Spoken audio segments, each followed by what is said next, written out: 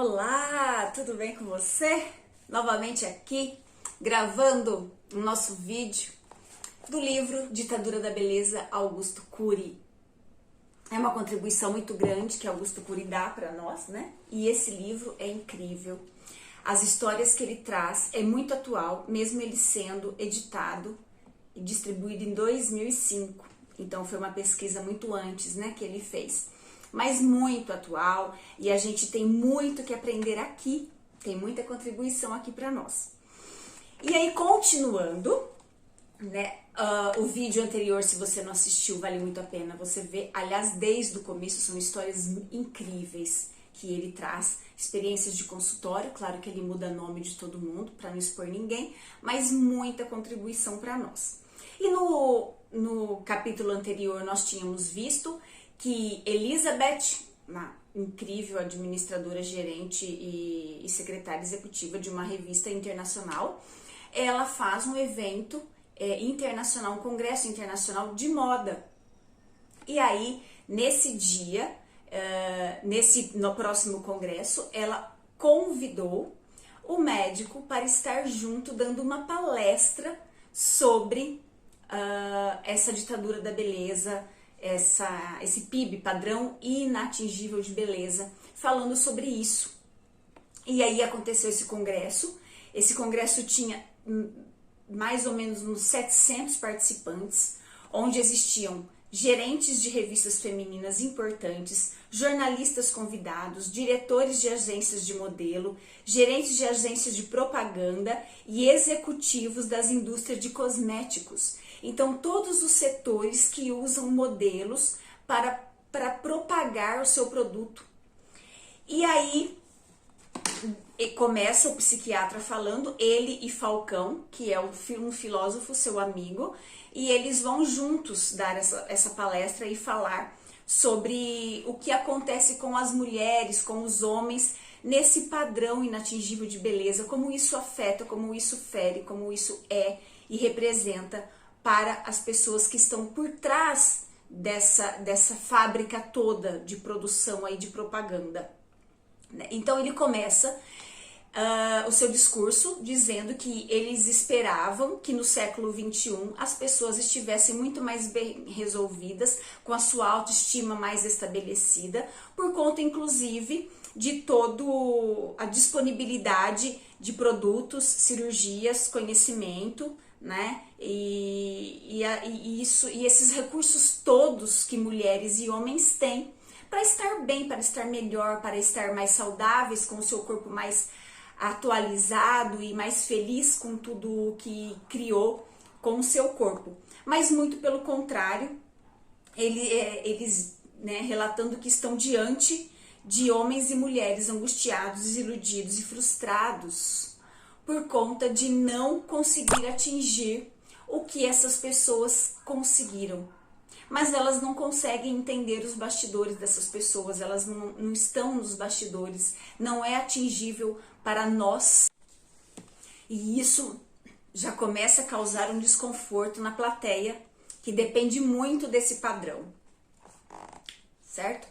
E aí, eles continuam decorrendo, né, do discurso da palestra, e sempre que uma pessoa se olha no espelho, uma mulher, até um homem, mas as mulheres são mais assim, elas conseguem enxergar apenas o seu lado doentio, apenas os seus defeitos, apenas aquilo que precisa melhorar, mas não consolida, não empodera daquilo que elas já são, elas não entendem ainda quem elas são. E aí, continuando aqui no pensamento do psiquiatra, ele sempre fala que as pessoas, elas concluem, elas julgam de acordo com as janelas que elas têm. As janelas que elas adquiriram, as janelas que elas tiveram de memória. E essas janelas podem ser light ou podem ser killer. Então, quando você olha através do espelho e vê só seus defeitos e só o seu lado doentio, você está acessando o quê? A janela killer. Se você consegue olhar e ver tudo que você é, tudo que você já conquistou, todo o benefício que você tem com o seu corpo, que é a matéria que foi dada a você, para o seu ser infinito viver, Isso aí é você abrir as janelas lights e olhar a partir de memórias positivas, experiências positivas, né?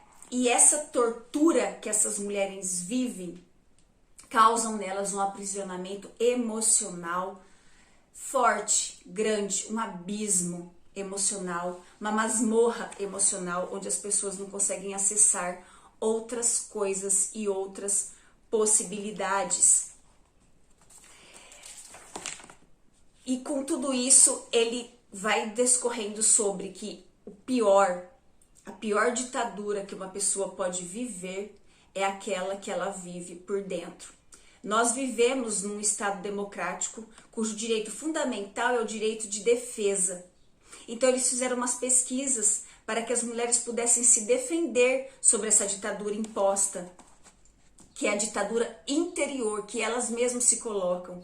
E essas mulheres, nesse direito de se defender contra esse sistema que adoece, 93% delas disseram que a mídia é capaz de gerar uma busca doentia por esse padrão de beleza. E 78% afirmaram que é preciso muito dinheiro para conquistar esse falso estilo de beleza. Então, elas têm, algumas até têm, 78% têm consciência disso. Mas, com muito dinheiro, elas vão conquistar esse falso padrão. E aí, quando você está num falso padrão, você tem uma falsa vida. E o que é a sua emoção verdadeira? E essa é a questão. Você olha para o espelho e o que você vê não é você. Porque dentro de você não está expressando nada que fora está. Então você não se vê daquela forma. Não consegue enxergar toda aquela beleza que o bisturi, que o preenchimento, que os aparelhos fizeram, que eu faço aqui na clínica. Também trato essa parte exterior, mas hoje eu tô num caminho de busca e ajudando as pessoas a encontrar um caminho de vida mais saudável e elas entenderem que elas não são só um corpo, elas têm um ser aí dentro, ok? E aí, quanto mais as pessoas buscam, quanto mais as pessoas aumentam, quanto mais as pessoas adquirem cultura, filosofia, intelectualidade e espiritualidade, menos elas têm necessidade desse consumo, porque elas já se sentem preenchidas, elas já conseguem se preencher esse vazio, elas já conseguem entender quem elas são, então elas não necessitam tanto de consumir essas ideias de estética e de ter coisas, né? E 50% das mulheres têm vontade de fazer cirurgia plástica. Isso é uma psicose, esse desejo submete, né, procedimentos que colocam essas pessoas em risco de vida e é um sintoma de psicose coletiva. Elas não estão olhando para o que aquilo pode causar, elas simplesmente querem ver o resultado. E será que elas têm o resultado? Será que o corpo delas ajudam elas numa recuperação tranquila, saudável, fica com uma cirurgia bonita? Tem pessoas que nem cicatrizam, gente. Eu trabalho 23 anos com pós-operatório. Tem pessoas que nem cicatrizam, de tanto que o seu corpo não está em sintonia com a sua mente e com o seu emocional. E é preciso fazer uma cirurgia plástica no cérebro primeiro, para que você possa olhar para o seu corpo e aceitar o que ele é, inclusive aceitar as cirurgias que você passou. Então é importante essa mudança do pensamento em relação a tudo, porque isso não é o tudo. E aí, eles levando agora essa responsabilidade, né? Qual a responsabilidade da mídia, das agências de modelos, das indústrias de produtos de beleza que valorizam a magreza e a beleza em comum na destruição coletiva do prazer das mulheres? A hora que eles trouxeram essa questão, aqui tem hora que é o psiquiatra que fala e aqui tem hora que é o filósofo Falcão que fala, tá, gente? Mas eu não vou ficar aqui narrando o livro, eu tô só fazendo esse comentário aqui. Quando eles falaram isso, gente, começou a ter um burburinho, começou a ter uma reação na plateia, e aí o auditório começou a se alvoroçar, e aí um grita, né, lá no meio, da indústria do cosmético, ele grita lá da plateia: vocês estão loucos! Aí o Falcão, ele rebate imediatamente: já fui louco, mas meu amigo, hoje eu estou lúcido. E aí a plateia também, do mesmo jeito que falava contra, também falava a favor. Aí a plateia entrou uma gargalhada por ele ter dado essa resposta, e essa pessoa estava a ponto de se levantar do auditório e ir embora, e várias outras juntas que estavam realmente muito contrariados das coisas que eles estavam ouvindo, porque mexia no dinheiro deles, nos milhões que eles adquiriam com toda essa indústria, cosmético, beleza, moda, né? E alguns jornalistas estavam há anos com essa ditadura da beleza entalada em suas gargantas. Sempre foi um sistema em que amordaçava as mulheres e submetiam as mulheres a isso sem dó nem piedade. E aí Sofia, uma gerente editorial de importância na revista italiana, proclamou destemidamente: eu estive fazendo uma análise na minha revista e detectei que 99% das imagens de capa e o meio da revista, o miolo da revista, que difundem moda, cabelo, joias, celulares, tênis e outros produtos, mostram mulheres magérrimas, cuja beleza é quase impossível de ser encontrada na rua. Temos que representar nossa profissão. Lutamos para que os políticos sejam éticos. E nós? E lançou isso na plateia, lançou isso. Aí Marcos Pillen gritou, é um cara também, esse cara da influência da indústria aí, da moda, de propagação aí da moda, gritou: beleza é fundamental. E ele tinha um logo: me perdoem as feias, mas beleza é fundamental. Então aí ele tava lá gritando a sua ideia, né? E ele tinha uma agência, esse Marcos Pillen, uma agência de modelos, a mais cobiçada agência de modelos, aí tinha um time fortíssimo. Então ele era uma pessoa que influenciava revistas, estilistas, moda, TV, programas, cinema, ele influenciava muita coisa. E ele ficou muito incomodado com essa nova ideia que eles trouxeram para esse congresso. Ele tinha olheiros viajando para o mundo inteiro atrás de belezas raras. E o que ele visava eram os lucros. E eles perceberam também que as modelos, elas são tratadas com muita indiferença, porque elas são aceitas e são paparicadas e recompensadas e bem pagas enquanto elas estão no auge. A hora que elas não têm o corpo que eles precisam ou que elas envelhecem, elas são descartadas como material descartável. Simplesmente jogam fora e descartam totalmente. E como elas vivem nesse meio, que é um meio de alto custo, a maioria delas não tem uma base financeira para se manter depois que se aposentam, depois que são descartadas, que às vezes não são aposentadas, gente, a carreira delas é muito rápida. E depois que elas são descartadas, às vezes elas não conseguem. E aí elas entram em depressão profunda, algumas tiram a vida, e aí é ladeira abaixo.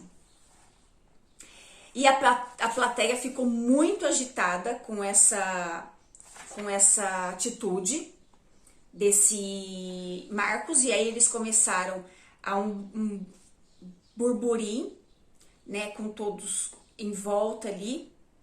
E aí ele deixou o anfiteatro, 3 executivos da indústria de cosméticos, 4 de agências de propaganda, algumas mulheres, alguns especialistas saíram, aproveitaram esse clima tenso e saíram também do auditório. A plateia ficou muito agitada com esses comportamentos, tinham gente que estavam muito a favor do que elas estavam dizendo e aceitando, principalmente jornalistas, que eles vivem, né, dando as notícias, e eles veem isso, mas eles têm que ir nadar de acordo com a maré, não é assim? E aí o Marcos Paulo, né, o psiquiatra e o filósofo perceberam que essa agitação era apenas a ponta de um iceberg, mas muitas pessoas teriam problemas nessa luta. E aí eles começaram a perceber e a querer trazer um certo estímulo para que os jornalistas, para que as pessoas que estavam ali entendendo essa ideia, aceitando essa ideia e vendo a verdade nessa ideia, pudesse continuar nessa luta e trazendo outro tipo de conhecimento e de padrão para as pessoas. E aí Elizabeth ficou atordoada com tudo isso. Continuando o vídeo, Elizabeth estava apavorada com todo aquele bunzuzu que estava rolando lá na plateia, né, na conferência. E ela não sabia ao certo como se posicionar diante daquelas pessoas se levantando, saindo, e uns a favor, outros contra. Mas ela não estava confortável também com todo esse massacre acontecendo com as mulheres e a sua revista colaborando com isso. A sua revista, ela atingia pelo menos 300 milhões de mulheres. E as ideias da revista, existiam coisas muito intelectuais, coisas interessantes que faziam as mulheres pensar, informações importantes. Mas também tinha todo esse contexto de beleza, esse padrão de beleza, esse editorial de beleza, né? E a formação dessas janelas killer nas pessoas, nas mulheres. Essa janela killer é quando você leva toda a sua memória para a sua sombra. É aquilo que te aterroriza, é aquilo que te tira a paz. Então, memórias killer estavam sendo formadas nessas mulheres, porque elas não iam atingir todo aquele padrão que estava ali exposto. Aí, de repente, Brígida, que é uma gerente muito importante da revista, ela se levantou e se posicionou publicamente em favor de Marcos Paulo e Falcão.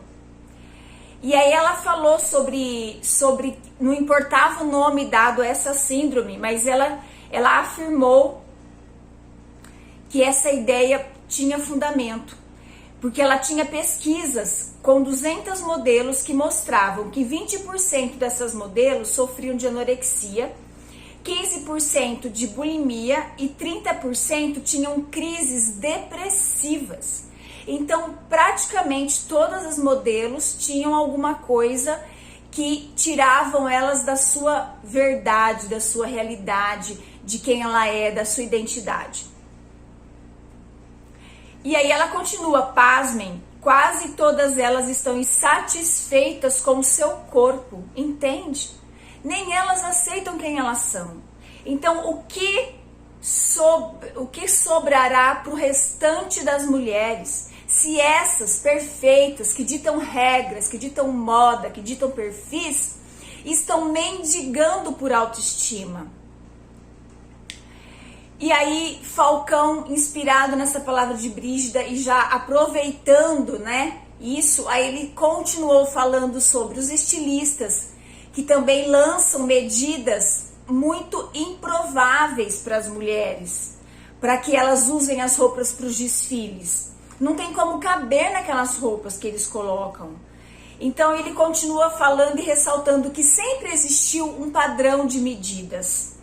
Mas antigamente esses padrões eram mais inteligentes e saudáveis. E ele começou a citar algumas esculturas e algumas pinturas que estão lá no Museu do Louvre.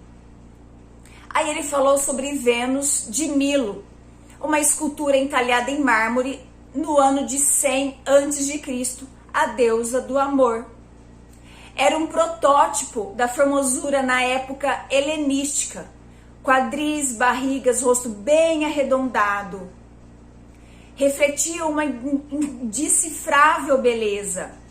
Para os estúpidos padrões atuais, elas seriam gordas. E não, elas eram lindas. elas demonstravam sexualidade, elas demonstravam a femininidade. Elas tinham inclusive papada no queixo, que refletiam o apogeu da beleza e da saúde da época. Hoje não se pode ter nada nesse rosto, nada sobrando, nada, é tudo em pé, tudo sem movimento, tudo muito padronizado, né? E a obesidade naquela época, as gorduras, tudo eram fartura, dinheiro, posses, sexualidade, sensualidade. Hoje é um objeto de vergonha. Que triste, que triste. O comportamento das mulheres, por exemplo, no quadro de Dominique, mostra como as mulheres atuais estão doentes, pois muitas não vão à praia por rejeitarem a anatomia do seu corpo, por não suportarem não apenas as críticas dos homens, mas principalmente as críticas das outras mulheres. Se as belas musas do século XIX fossem candidatas a cargo de modelo nos dias atuais, elas simplesmente morreriam de fome. Após discorrer sobre esses quadros, ele citou a famosa pintura da Liberdade conduzindo o povo, de 1930, de Eugène Delacroix. A liberdade é retratada por uma jovem mulher de traços fortes, com curvas exaltadas, musculaturas saudáveis, empunhando uma bandeira com uma das mãos e a arma na outra, incitando a multidão a rebelar contra a ditadura. Olha, até um quadro atualizado onde a mulher se empodera e toma o seu lugar, né? O padrão de beleza na história sempre foi flutuante e não rígido. Dependendo da cultura, do ambiente, da saúde, da troca de informações. Mas na atualidade depende do capital. O capitalismo trouxe ganhos inegáveis para a sociedade, mas disseminou um estereótipo falso de beleza que contaminou as escolas, os lares, as ruas, os clubes e povoou os sonhos das meninas, dos meninos, das mães, dos pais. Estamos mais ricos financeiramente hoje, mas muito mais miseráveis e infelizes interiormente. E aí Elizabeth continua. E ela viu que seria travada uma grande luta aí.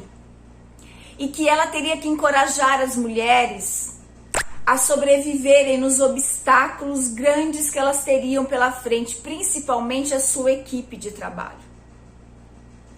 E aí ela começou a questionar como enfrentaremos o sistema. Ela estava muito aflita, porque ela percebeu que ia ser muito mais difícil e desafiador do que ela tinha percebido, do que ela tinha tomado consciência e clareza. Os dois pensadores sabiam que, embora fossem grandes formadores de opiniões, as jornalistas precisariam de sabedoria e de coragem para enfrentar o mais penetrante das ditaduras.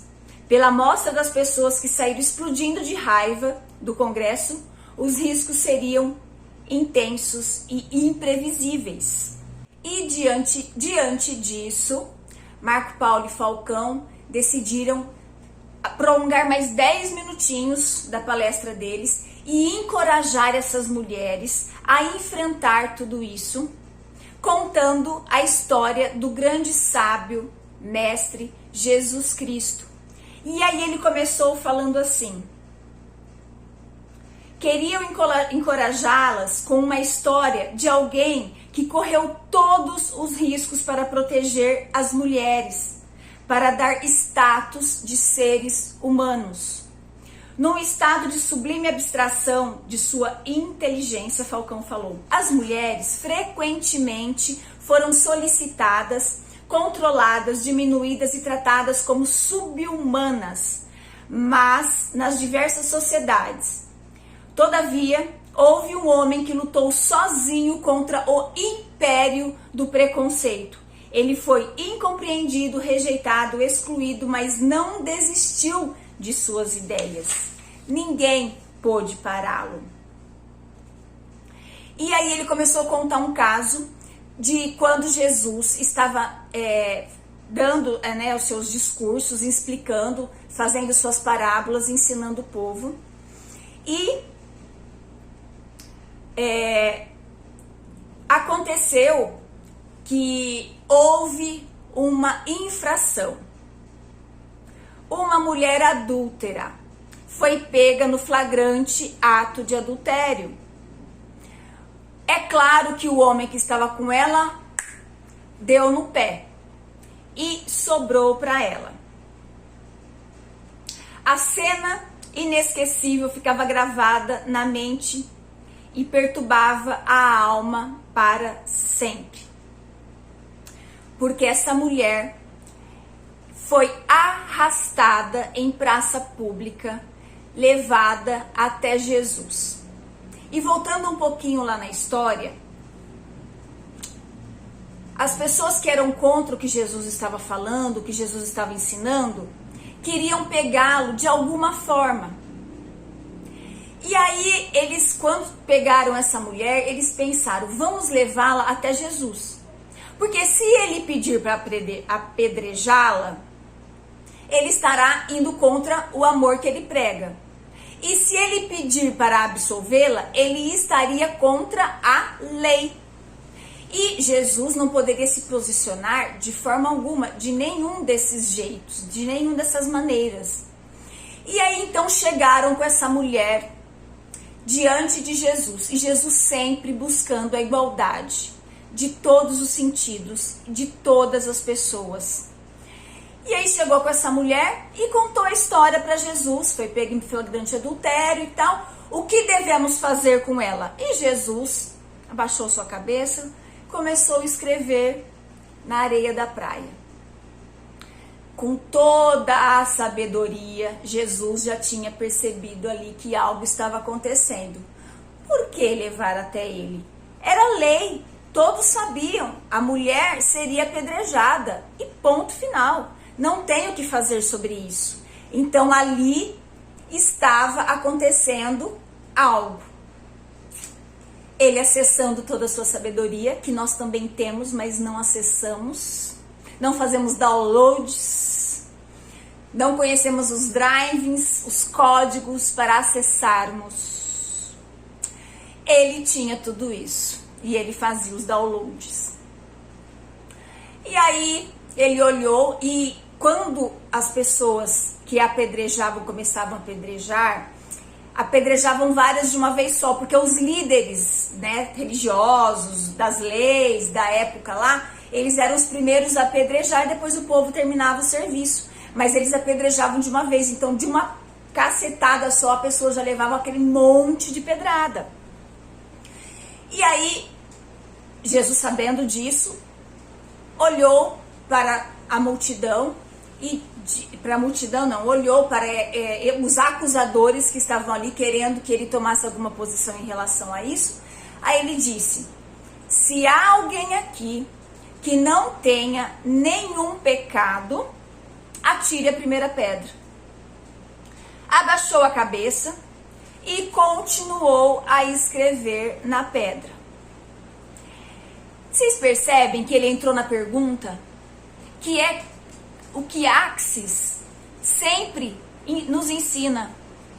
Axis é uma plataforma quântica de vários processos. Sempre Axis ensina isso, baseado nesses ensinamentos de Jesus, onde Jesus questionava tudo e todos. E onde Jesus não estava preocupado com o estereótipo de ninguém, com a doença de ninguém. Ele queria salvar a alma das pessoas. Quando ele ia curar alguém, vinha um cego diante dele, ele perguntava: o que queres que eu faça por ti? Como assim? Eu sou cego. E aí ele diz: perdoados estão os teus pecados. Aí a pessoa vai: como? Eu não queria só o meu pecado, eu queria só ser curado, e eu agora estou com os meus pecados perdoados. Quem é este homem? Então ele sempre preocupou com o interior das pessoas, com o sentimento das pessoas, com a essência das pessoas, com quem elas realmente são. Não com o que elas têm, não com o que elas fazem. Não importa importa quem você é, não o que você faz e não o que você tem, presta atenção em você. E aí, voltando à cena, Jesus de cabeça baixa, aqueles líderes olhando um para o outro. O que tem aqui? O que se requer aqui que nós ainda não consideramos? Espera aí. Ele não disse para apedrejar e não disse para absorver. Ele nos colocou diante de uma encruzilhada, diante de uma reflexão interna, diante de um olhar para nós mesmos. Uau! E o que fazer aqui? E eles, temerosos do que isso estava trazendo à tona aqui dentro deles, foram soltando a pedra e foram saindo de fininho, um olhando para o outro, disfarçado, saindo um, saindo outro. Aí, passado um tempo, Jesus olha de novo para frente e só está aquela mulher ali esperando por alguma coisa, esperando por alguém, esperando que alguma coisa acontecesse ali com ela. Aí Jesus vira: mulher, cadê seus acusadores? Aí a mulher vira para ele: não estão mais aqui. Aí, uma palavra bonita, né, que Jesus, ele não se reportou a essa mulher como uma adúltera, porque ele não está interessado no seu pecado. Ele não está interessado em te rotular. Ele não quer isso. Ele só quer te salvar. Então não tem interesse em fazer isso com a sua alma, com a sua pessoa. Aí ele disse: mulher, onde estão seus acusadores? E aí, ninguém estava ali para acusar aquela mulher. E ele disse: tampouco eu te acuso. E aquela mulher era uma pecadora, gente. Aquela mulher, ela merecia morrer. Ela estava num caminho errado. Ela estava numa incoerência. Mas e a alma dela? Como estava? Para que ela estava nessa condição e nessa história de adúltera? É para esse olhar que Jesus passou por esta terra 33 anos para nos deixar um código. É esse código, um dos milhões de códigos que Jesus nos deixou, foi esse olhar para o ser humano que está ali e não para o pecado que ele comete. E pensando que todos têm um interessante ponto de vista. E para o interessante ponto de vista de cada um, ele está certo. Por onde ele está olhando a situação, ele vê coerência no que ele está fazendo. E não cabe nós julgarmos. Jesus não julgou ninguém. Essa mulher estava ali, pronta para ser julgada, com todas as qualidades para ser executada. E Jesus perdoou. E aí Jesus olha para ela e diz: vai, e não peques mais. Além disso, Jesus deu uma chance para ela ter uma outra vida. E Jesus não disse para ela: você me segue. Jesus não disse para ela: agora você vai ter que fazer alguma coisa em troca. Jesus não disse para ela: você vai ter que ser uma dos meus discípulos. Não, Jesus não fez barganha nenhuma com ela. Jesus não pediu nada em troca. Jesus não queria nada dela. Não pediu mirra, não pediu pão, não pediu um copo d'água. Nada. Absolveu. Porque ninguém condenou, ele também não ia condenar. E vai. E tem uma outra vida. E faça algo diferente por você. E foi nesse grau, nessa potência, que Marcos Paulo e Falcão terminaram a palestra deles. E falando, de repente essa mulher foi até Maria Madalena, né? Que jogou aquela mirra nos pés de Jesus, que andava atrás de Jesus, que ficou no sepulcro de Jesus chorando, porque ela poderia de repente ter decidido estar acompanhando Jesus, ter decidido dar algo para Jesus, mas não que ele tenha pedido algo em troca a ela. Não, ela não pediu algo em troca a ela.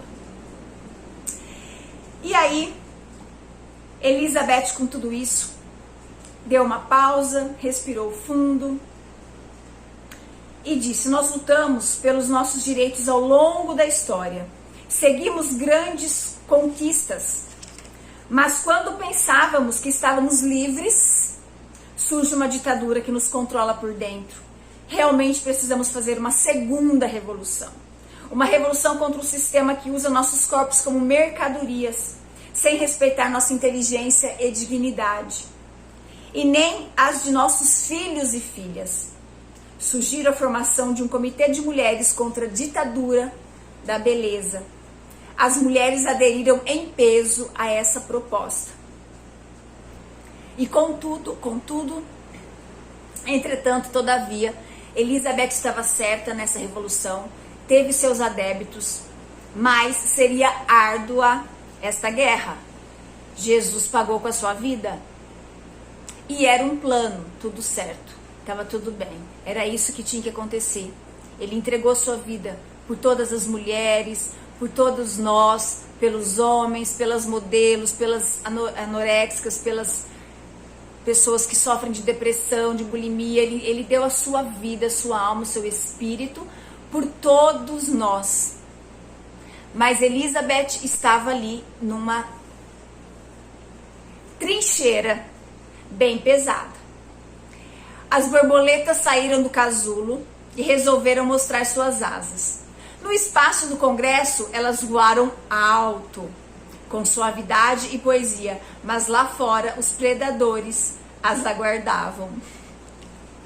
E hoje é isso, e segue a nossa história para o próximo vídeo. Se você não assistiu os anteriores, vale muito a pena você assistir. É de muita contribuição que Augusto Cury tem deixado para nós. São infinitos livros, eu quero comentar aqui muitos livros dele. Inclusive Mestre dos Mestres é um livro muito bacana, muito interessante. Somos feitos de corpo, alma e espírito. Então a nossa conexão espiritual com a divindade, Deus Pai, Deus Filho, Deus Espírito Santo, é importante para o nosso caminhar saudável aqui na Terra. Tá joia? Dê um like, comente, mande perguntas. Estou aqui aberta para conversar com você. Se inscreva no canal e siga-nos no Instagram, Fisioderm _Ana Lodo. Até o próximo. Tchau, tchau.